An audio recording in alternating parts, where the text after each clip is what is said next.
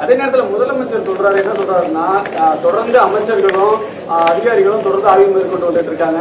இது monitoring officer அந்த மாவட்டத்துக்கு அனுப்பியிருக்கோம். விவசாயிகளோட பிரச்சனை மட்டும் இல்லாம அனைவரோட பிரச்சனை உடனுக்குடன் சேர்த்து வைக்கிறோம் அப்படின்னு சொல்றாங்க.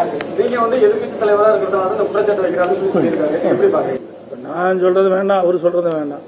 நீங்க எல்லாம் பாத்தீங்கல்ல, இதுக்கு என்ன பதில் சொல்றீங்க சொல்லுங்க. நீங்க ஊடக நம்பர்களும் பத்திரிகை நம்பர்களும் நேரடியா என்னோட வந்தீங்களா இல்லையா? பாத்தீங்கல்ல, அவர் கதற காட்சியெல்லாம் பாத்தீங்கல்ல, இதுக்கு என்ன பதில்? நீங்க 15 லட்சம் மூட்டை நெல் தேக்கம்னு சொல்லும்போது அது தவறு அப்படிங்கிறாரு. இப்ப எல்லா குடோன்லயும் அடுக்கி வச்சிருக்காங்கல்ல, எல்லா குடோன்லயும் உள்ளேயும் இருக்குது. அதாவது ஏற்கனவே நேரடி கொள்முதல் செய்யப்பட்ட நெல்லும் அடுக்கி கிடக்குது.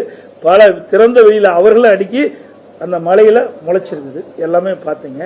அதே போல திறந்த வெளி ஒரு பகுதியில தான் பார்த்துருக்கிறோம். இந்த 3 மாவட்டத்திலையும் பாருங்க எவ்வளவு இருக்குன்னு. உற்பத்தி செய்யப்பட்டது இதுவரைக்கும் ஒரு 55% தான் இவர்கள் கொள்முதல் செஞ்சிருக்காங்க. 45% கொள்முதல் செய்யலீங்க, அங்கங்க கிடக்குது.